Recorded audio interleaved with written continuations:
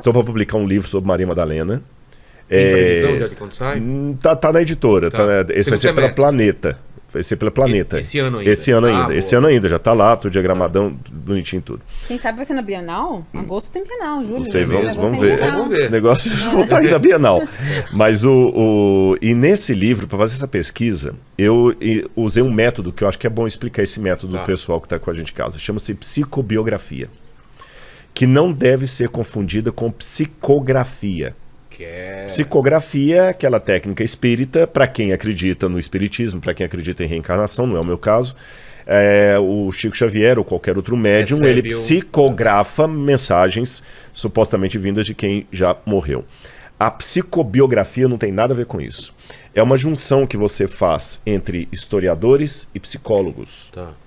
Onde você, através de técnicas da psicologia comportamental, você consegue fazer uma leitura de um sujeito do passado, através das cartas que ele deixou, dos atos que ele cometeu, do que disseram dele.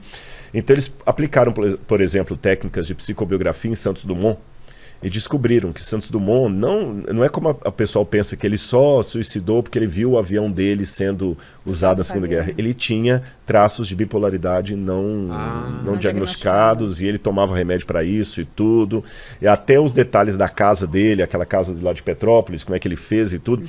Indicavam leitura disso. Pô. E você pode usar a psicobiografia até para casos mais antigos. Por exemplo, teve um professor lá da Universidade de Tel Aviv que ele fez um livro, Rei Herodes, o Perseguidor Perseguido, onde ele aplicou a psicobiografia para entender a mente de Herodes. Que maravilhoso.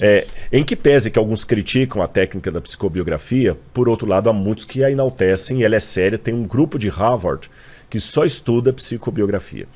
E apesar de ser algo que nós recebemos da área de ciências humanas, de saúde da mente, não são só profissionais de saúde da mente que podem escrever isso.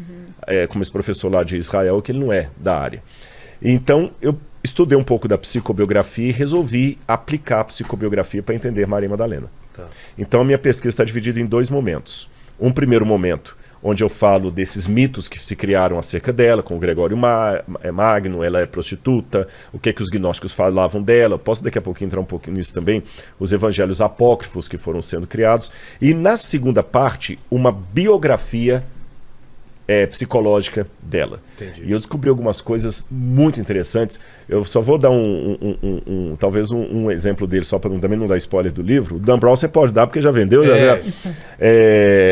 Provavelmente ela foi vítima de violência sexual na infância por gente da casa.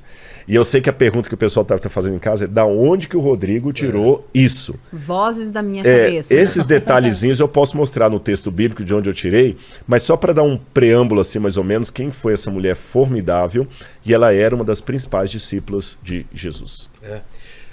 Vamos falar dos gnósticos que você falou? Quem são esses caras e o que eles falavam ou falam sobre a Maria Madalena? Olha, interessante. Eu vou começar dos gnósticos, até vou mencionar uma parte aqui que eu vou pedir a Fabi para falar, porque os gnósticos navegam demais no tema do feminino sagrado, que o Dan Brown também vai explorar. Por quê? Então vamos começar. Quando o cristianismo começou, ele começou judeu. O cristianismo foi uma corrente que saiu do judaísmo. E o antissemitismo já está presente há muito tempo. Já conversamos de antissemitismo aqui, até quando veio o Ravissani aqui, não é? Antissemitismo, para quem está em casa, é esse preconceito, esse racismo direcionado aos judeus. Embora a rigor antissemitismo é qualquer pessoa que seja semita, ou seja, o preconceito contra o muçulmano também, etimologicamente falando, seria um antissemitismo, mas historicamente falando, o antissemitismo está setorizado nos judeus. Tá. Qualquer coisa que eu fizer contra o negro é racista, contra a mulher, misoginia, contra o judeu, antissemitismo. E o antissemitismo já está de longa data. Os judeus já sofrem, muitos tentando matar o povo de Israel, acabando com Israel, o judeu não presta, aquela coisa toda. O cristianismo nasce num berço judaico. E Jesus e os apóstolos eram judeus. Os primeiros conversos do cristianismo eram judeus. A primeira igreja que os cristãos conheceram foi a sinagoga. Jesus foi circuncidado, Jesus era aquela galera toda do Novo Testamento ali, com provável exceção para Lucas, eram judeus. Ponto. Tá certo? E o evangelho que os apóstolos começaram a pregar era um evangelho que ele tinha problema dos dois lados. Porque para o judeu falar que o Messias era divino e morreu na cruz do Calvário para nos libertar, isso era uma sandice. Era uma coisa tão estúpida, como se eu defendesse uma coisa aqui que você ia falar assim, poxa, eu gosto, Rodrigo é meu amigo, mas nunca mais eu posso trazê-lo aqui. Depois que ele falou isso, porque a pregação cristã no início, ela era terrível. Lembra que eu estou falando de uma época em que a crucifixão era uma coisa tão séria que a palavra crux em latim era um xingamento. Você queria amaldiçoar o outro assim, crux. Então esquece essa ideia de cruz que você tem hoje aí de cruz vermelha, ambulância, que a cruz, maldita, amuleto que expulsa o demônio, o vampiro. A cruz era uma coisa hedionda. Ninguém queria saber de morrer em cruz. Havia 5 formas cruéis de Roma condenar uma pessoa. Você tinha o degolácio, que era cortar a cabeça da pessoa. Você tinha o damnatio ad bestias, que é quando você jogava a pessoa aos animais selvagens. Você tinha o cremácio, que é quando a pessoa era queimada. Viva. O lapidacium, que era quando a pessoa era lapidada, era apedrejada. E a crucifixão. E esse era o pior tipo que tinha. Que era mais demorado. Você tá entendendo? E você falar que Jesus morreu na cruz era uma coisa terrível. Terrível. Os judeus não aceitavam isso. E muitos deles começaram a expulsar os cristãos da sinagoga. Só que quando eles se voltavam para o mundo pagão, o mundo grego, eles também não aceitavam isso. A mensagem de Jesus era uma mensagem muito pobre para a ocasião. Falar que Jesus ressuscitou, vou dar uns 2 ou 3 exemplos para vocês entenderem.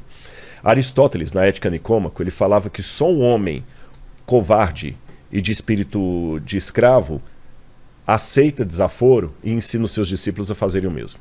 Nossa. Embora Aristóteles está aí há 300 e poucos anos antes de Cristo, mas a ética de Aristóteles, a filosofia aristotélica ainda dominava o mundo da época, igual Clarice Lispector, morreu, mas até hoje as frases dela estão por aí. As delas que não são dela também. As delas que não são dela também, exatamente, né?